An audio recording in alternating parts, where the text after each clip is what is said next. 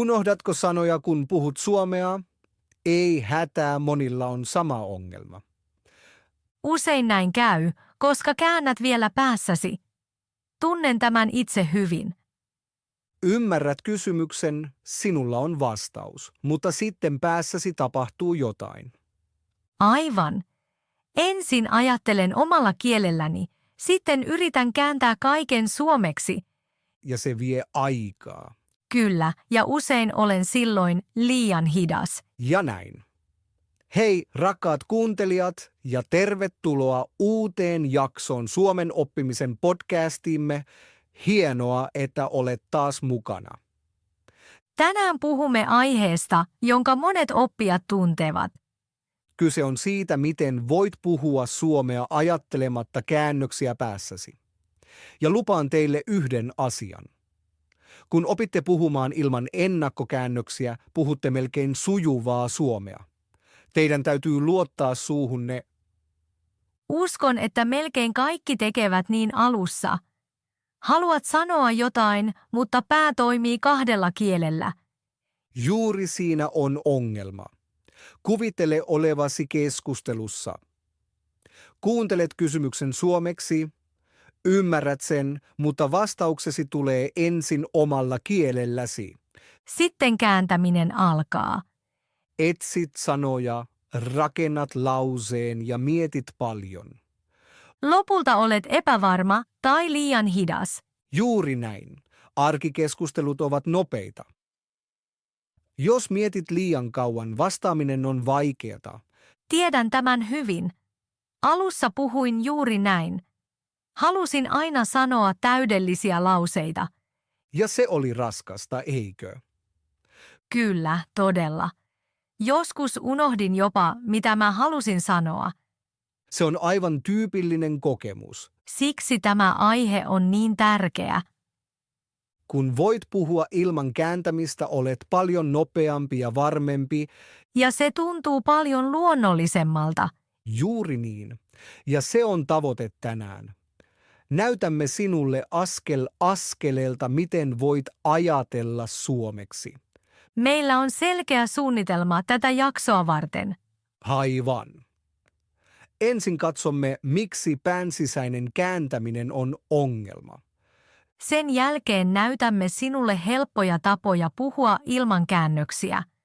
Ja lopuksi saat käytännön vinkkejä, joita voit käyttää heti arjessa. Jos kuuntelet loppuun asti, huomaat, että suomesi on jo muuttunut. Puhut nopeammin ja tunnet olosi varmemmaksi. Ja olet ison askeleen lähempänä sujuvaa suomea. Oletko valmis? Olen valmis. Hienoa. Aloitetaan nyt yhdessä.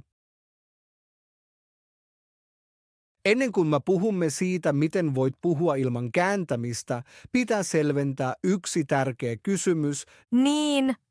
Monet ajattelevat, että kääntäminen on ihan normaalia. Aivan. Alussa se onkin niin. Lähes jokainen tekee niin. Mutta ajan kanssa siitä tulee oikea este. Muistan vielä hyvin yhden tyypillisen tilanteen. Ehkä tunnet tämän myös. Olin kerran kahvilassa ja myyjä kysyi, haluatko vielä jotain? Kuulostaa hyvältä. Kyllä, mutta sitten tuli ongelma. Päässäni alkoi työ. Ajattelin, ei, en halua enää mitään. Mutta suomeksi en ollut varma. Juuri näin käy monille oppijoille. Yhtäkkiä huomaat, pääsi on liian hidas. Tämä johtuu prosessista päässä. Askeleita on monta. Ensin kuulet suomea, Sitten ajattelet omalla kielelläsi. sen jälkeen käännät kaiken suomeksi. Vasta sitten puhut. Se on todella monta askelta. Jokainen askel vie aikaa. Oikeassa keskustelussa sinulla ei usein ole sitä aikaa. Toinen ihminen odottaa. Sitten syntyy paine. Ajattelet, minun täytyy vastata nopeasti. Ja sitten hermostun. Kun hermostut, suomesi usein heikkenee. Tiedän tämän hyvin. Mitä enemmän ajattelen, sitä vaikeampaa on. Kääntäminen tekee sinusta hitaan ja epävarman. Se on huono yhdistelmä. Moni oppija luulee, että täytyy puhua täydellisesti. Siksi he ajattelevat niin kauan. Ei haluta tehdä virhettä. Juuri se on virhe. Viestintä ei ole täydellistä. Viestintä on nopeaa ja yksinkertaista. Ymmärsin sen vasta myöhemmin. Moni kokee tämän. Kuvittele tilanne töissä. Ennen kuin jatkamme, haluan puhua asiasta, joka voi muuttaa kaiken. Monet etsivät täydellistä menetelmää, parasta sovellusta tai monimutkaisia kikkoja, mutta usein juuri yksinkertaiset periaatteet tekevät suurimman eron. Se on hyvä uutinen meille kaikille. Kuulostaa jännittävältä. Siis asioita, jotka todella toimivat. Juuri niin. Kun ymmärrät ja käytät näitä sääntöjä, suomesi kuulostaa heti luonnollisemmalta. Huomaat myös, että käännät vähemmän. Olen utelias. Mikä on ensimmäinen sääntö? Ensimmäinen sääntö on puhu hitaasti. Monet oppijat luulevat, että nopea puhe kuulostaa hyvältä. Kun puhut hitaasti, sinulla on enemmän aikaa ajatella. Lauseesi ovat selkeät ja virheitä tulee vähemmän. Mielenkiintoista. Luulin aina, että nopea puhe on parempaa. Ei, varsinkin alussa hidas puhe on paljon tehokkaampaa. Se auttaa aivojasi käsittelemään kieltä. Entä toinen sääntö? Toinen sääntö on, käytä yksinkertaisia lauseita. Sinun ei tarvitse rakentaa monimutkaisia rakenteita. Lause kuten menin tänään töihin on täydellinen. Tai tapaan ystävän. Se riittää aivan hyvin. Se todella poistaa paineen. Juuri niin, monet yrittävät liian aikaisin käyttää vaikeita rakenteita, mutta yksinkertaiset lauseet ovat avain luonnolliseen puheeseen. Ja kolmas sääntö. Virheet ovat ok. Tämä on yksi tärkeimmistä säännöistä. Teet virheitä. Kaikki tekevät. Virheet näyttävät, että opit. Se on helpottavaa. Kyllä. Jos et tee virheitä, puhut luultavasti liian vähän. Virheet auttavat sinua tulemaan paremmaksi. Uskon, että monet pelkäävät niitä. Se on totta. Siksi seuraa seuraava sääntö. Sinun ei tarvitse olla täydellinen. Täydellisyys ei ole tavoite. Tavoite on viestintä. Siis mieluummin puhua kuin odottaa. Aivan. Älä odota täydellistä hetkeä, se hetki ei usein tule. Ja mikä on viimeinen sääntö? Puhu aktiivisesti. Tämä voi olla tärkein sääntö. Älä vain kuuntele, älä vain lue, puhu. Sano lauseita ääneen, vastaa kysymyksiin. Harjoittele joka päivä vähän. Entä jos olen yksin? Juuri silloin. Voit puhua itsellesi, kuvailla asioita tai toistaa lauseita. Se kuulostaa todella mahdolliselta. Kun käytät näitä 5 sääntöä, suomesi muuttuu nopeasti. Niin puhut varmemmin, nopeammin ja luonnollisemmin. Tämä kuulostaa todelliselta pelinmuuttajalta. Juuri sitä se on. Nyt tulemme jakson tärkeimpään kohtaan. Miten voi ajatella suomeksi ilman jatkuvaa kääntämistä? Monet oppijat luulevat, että se on todella vaikeaa, mutta todellisuudessa sen voi oppia askel askeleelta. Tämä kiinnostaa minua todella. Ajatella suomeksi kuulostaa minusta aina vähän monimutkaiselta. Moni ajattelee niin. Mutta alku on hyvin helppo. Sinun ei tarvitse heti muodostaa kokonaisia lauseita. Voit aloittaa yksittäisillä sanoilla. Siis aivan pienin askelin. Aivan. Kuvittele, että olet huoneessasi. Voit alkaa nimetä esineitä suomeksi. Näet pöydän ja ajattelet pöytä. Näet ikkunan ja ajattelet ikkuna. Se kuulostaa todella mahdolliselta. Juuri näin se alkaa. Ensin tulevat yksittäiset sanat, sitten tulevat pienet lauseet. Esimerkiksi tässä on pöytä tai ikkuna on auki. Siis askel kerrallaan. Täsmälleen. Aivosi tottuvat kieleen hitaasti, se on hyvin tärkeää. Voiko tätä tehdä myös ulkona? Ehdottomasti. Kun liikut, voit kuvailla ympäristöäsi, näet auton ja ajattelet, tuo on auto.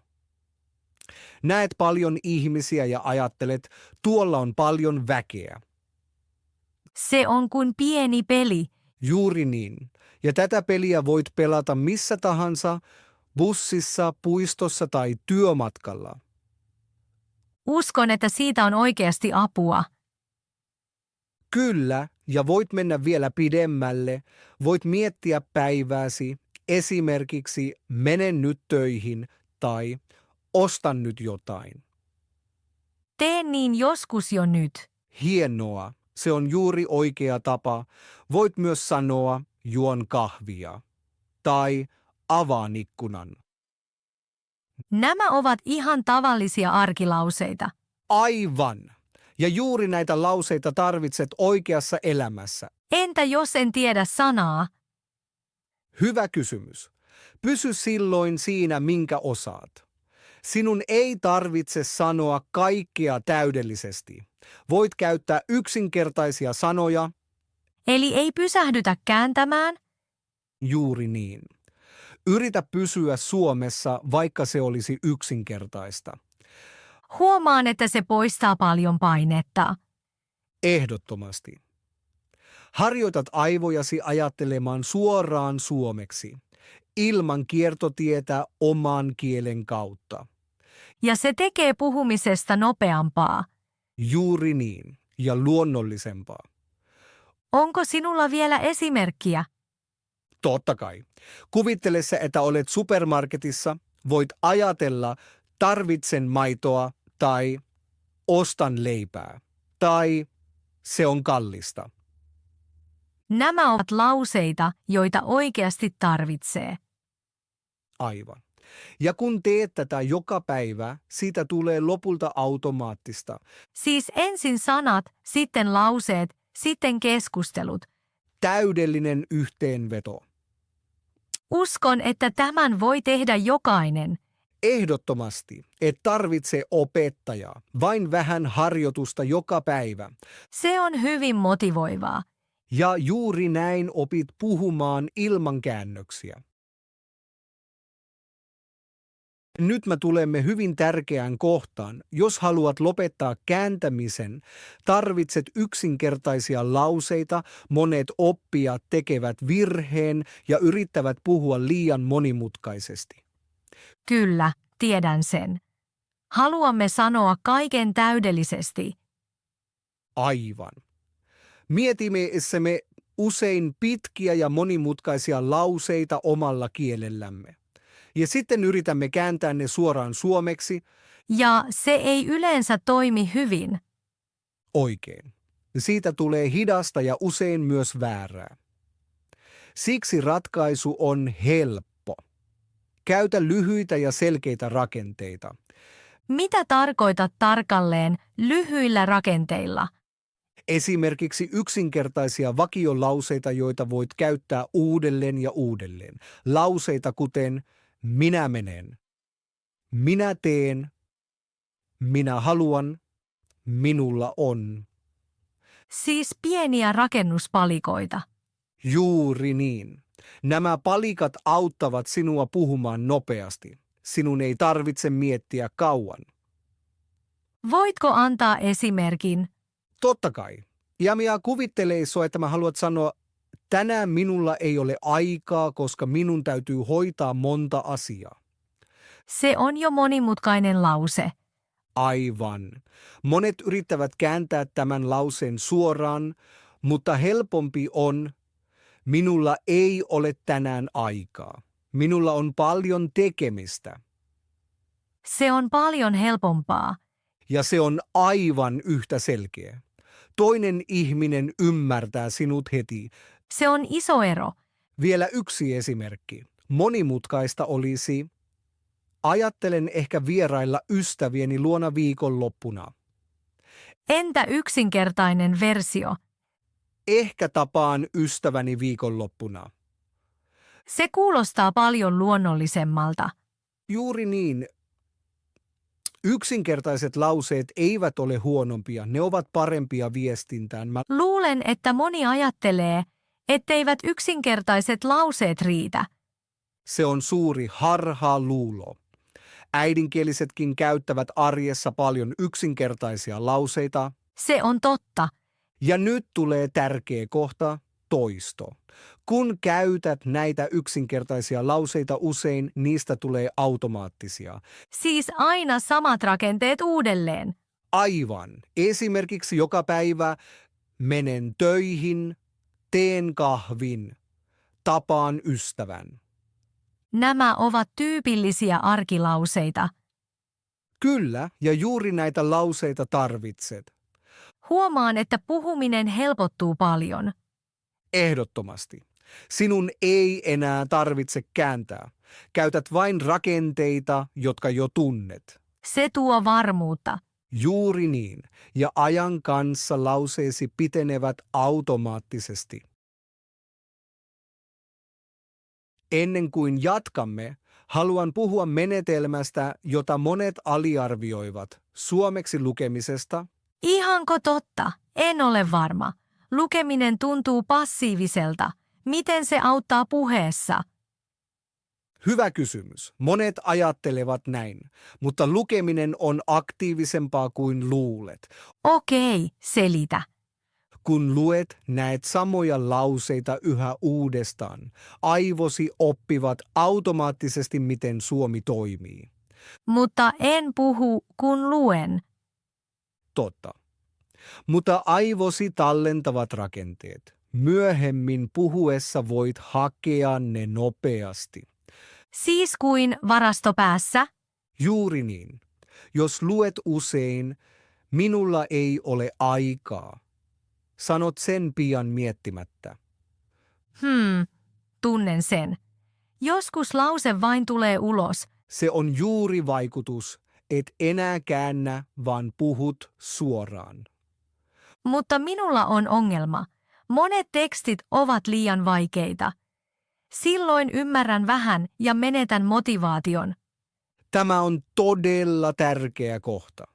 Tarvitset oikeat tekstit. Siis helpot tekstit. Aivan. Lyhyitä, selkeitä arkilauseita, asioita, joita voit oikeasti käyttää. Esimerkiksi. Tilaan kahvin, tai menen ostoksille, tai minulla on tänään paljon tekemistä. Okei, nämä ovat todellisia lauseita. Juuri niin. Kun luet tällaisia lauseita usein, voit myöhemmin sanoa ne ilman ajattelua. Mutta luetaanko ne vain hiljaa? Ei, lue ne ääneen, toista ne, sano lauseet perässä. Silloin harjoittaa puhetta suoraan. Aivan. Lukeminen muuttuu aktiiviseksi treeniksi. Huomaan, olen tehnyt tämän aiemmin väärin. Monet tekevät niin, siksi edistystä ei näy. Niin, olen usein lukenut, mutta en puhunut. Juuri siinä on ero. Okei, mistä löytää tällaisia hyviä tekstejä? Juuri sitä varten tein yhden e-kirjan. Nyt ymmärrän. Tässä e-kirjassa on paljon arkisia tilanteita suomeksi, keskusteluja kahvilassa, kaupassa ja töissä. Siis juuri ne tilanteet, joita oikeasti tarvitsee. Aivan. Ei teoriaa, ei vaikeita tekstejä, vain aitoja, helppoja keskusteluja. Se kuulostaa rehellisesti paljon hyödyllisemmältä kuin tavallinen kirja. Ja juuri se on idea. Tämä e-kirja on tehty, jotta puhuisit nopeammin. Siis vähemmän kääntämistä, enemmän puhetta. Aivan. Luet, kuulet rakenteen ja sitten voit käyttää sitä itse. Tämä on oikeastaan juuri se ongelma, joka monilla on. Kyllä, siksi tämä e-kirja auttaa. Saat valmiita lauseita, joita voit käyttää heti. Se säästää paljon aikaa päässä. Tismalleen. Sinun ei tarvitse rakentaa kaikkea uudestaan. Sinulla on jo esimerkkejä. Okei, nyt ymmärrän, miksi se on niin arvokas. Löydät e-kirjan helposti kommenteista.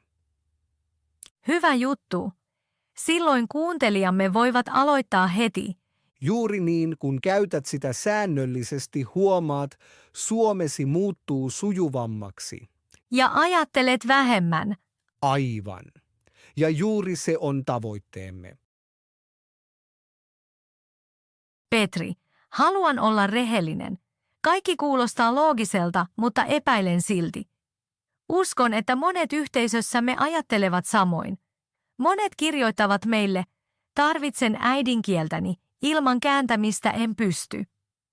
Se on todella tärkeä kohta.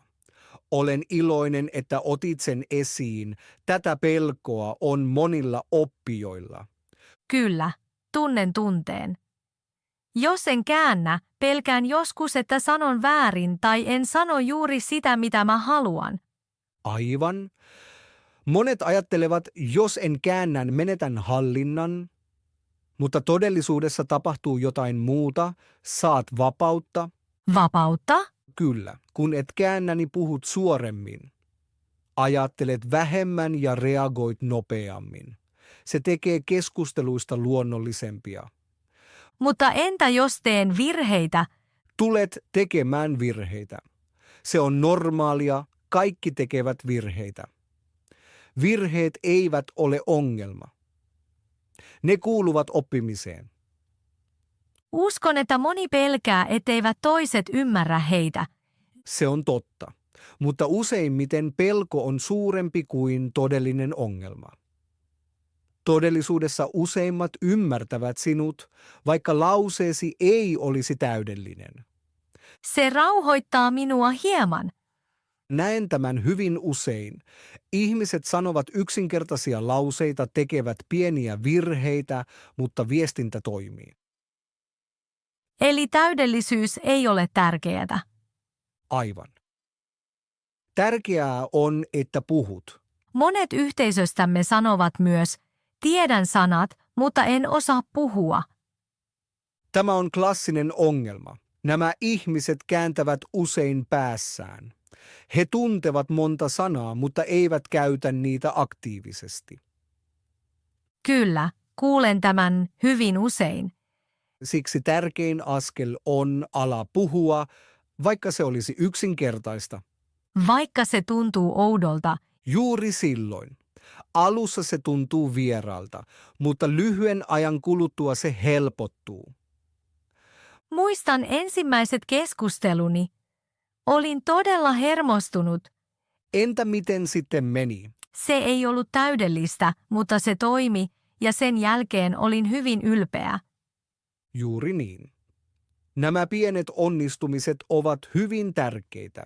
Siis vähemmän pelkoa, enemmän puhetta. Aivan. Muista, sinun ei tarvitse olla täydellinen. Tarvitsee vain aloittaa. Uskon, että monien pitää kuulla se. Ehdottomasti. Siksi sanomme sen uudelleen. Et tarvitse täydellistä kieltä. Tarvitset rohkeutta. Tuo on hyvä näkökulma. Ja juuri näin voit todella edistyä. Hyvä Pihla, tehdään nyt jotain käytännöllistä. Harjoittelemme pientä arkitilannetta. Kuvittele, että tapaamme kahvilassa ja puhumme päivästä. Tärkeää on, käytämme yksinkertaisia lauseita emmekä käännä päässä. Hyvä ajatus. Näin kuuntelijat kuulevat, miltä oikea keskustelu kuulostaa. Juuri niin. Aloitetaan. Hei Petri, kiva nähdä sinua. Hei Pihla, kiva nähdä sinua. Mitä kuuluu? Minulle kuuluu hyvää, kiitos. Entä sinulle? Hyvää myös. Olen tehnyt tänään paljon töitä. Ai jaa, mitä teit? Kirjoitin aamulla sähköposteja. Sen jälkeen minulla oli palaveri. Kuulostaa kiireiseltä päivältä. Hieman kyllä. Entä sinä? Olin tänään kotona. Opiskelin ja luin vähän. Mitä luit? pienen suomenkielisen kirjan. Se ei ole vaikea, mutta hyvin kiinnostava. Kuulostaa hyvältä. Luetko joka päivä? Kyllä, yritän lukea vähän joka päivä. Se on tosi hyvä idea. Ja puhuin tänään myös suomea. Oikeestiko? Kenen kanssa? Ystävän kanssa. Joimme kahvia yhdessä. Hienoa. Miten keskustelu sujui? Se sujui hyvin. Alussa olin vähän hermostunut, mutta sitten helpottui. Se on ihan normaalia. Niin on. Käytin yksinkertaisia lauseita. Juuri se on tärkeää. En miettinyt paljon. Puhuin vain. Täydellistä. Näin sen pitää olla. Huomasin myös, etten tarvitse kääntää kaikkea. Erittäin hyvä. Ymmärsitkö kaiken? En ihan kaikkea, mutta suurimman osan. Se on täysin ok. Minusta tämä on hyvä tapa. Ehdottomasti pienet arkikeskustelut ovat täydellisiä harjoitteluun. Niin, ja se on myös hauskaa. Juuri niin. Kielen pitää olla hauskaa. Minulla on kysymys. Mitä mä voisin vielä tehdä? Voit käydä pieniä keskusteluja joka päivä esimerkiksi kaupassa tai töissä. Myös lyhyitä keskusteluja. Kyllä, lyhyet keskustelut ovat täydellisiä. Esimerkiksi hei, mitä kuuluu tai kiitos. Se on helppoa. Aivan. Ajan kanssa lauseesi pitenevät. Huomaan jo olevani varmempi. Se on erittäin hyvä merkki. Luulen, että kuuntelijamme voivat tehdä saman. Ehdottomasti. Jokainen voi aloittaa näin. Siis puhu vain, älä käännä. Juuri niin. Se on avain. Tämä keskustelu auttoi minua paljon. Hienoa kuulla. Jatketaan harjoittelua. Todella mielelläni. Ennen loppua haluan antaa teille muutaman konkreettisen vinkin. Nämä vinkit ovat yksinkertaisia, mutta tehokkaita. Voitte käyttää niitä heti arjessa. Mahtavaa. Uskon, että moni etsii juuri tällaisia käytännön ideoita. Aivan. Ensimmäinen vinkki on, ajatelkaa joka päivä muutama minuutti suomeksi. Teidän ei tarvitse harjoitella kauan. 5 minuuttia riittää. Katselkaa ympärillenne ja sanokaa mielessä asioita kuten olen kotona tai juon kahvia. Tämän voi tehdä missä vain, Juuri niin, bussissa, kävelyllä tai kotona. eikä tarvitse lisäaikaa. Oikein. Toinen vinkki on puhukaa ääneen. Monet opiskelevat vain päässään, mutta puhuminen on tärkeää. Voitte sanoa yksinkertaisia lauseita ääneen, vaikka olisitte yksin. Aluksi se voi tuntua oudolta.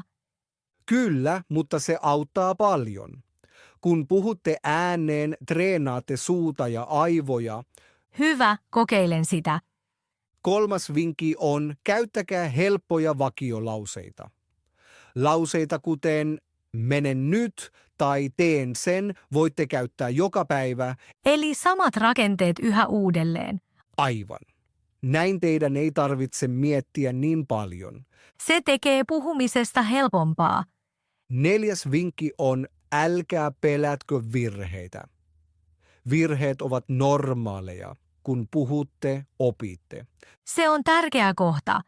Ja viimeinen vinkki, tehkää Suomesta osa elämäänne.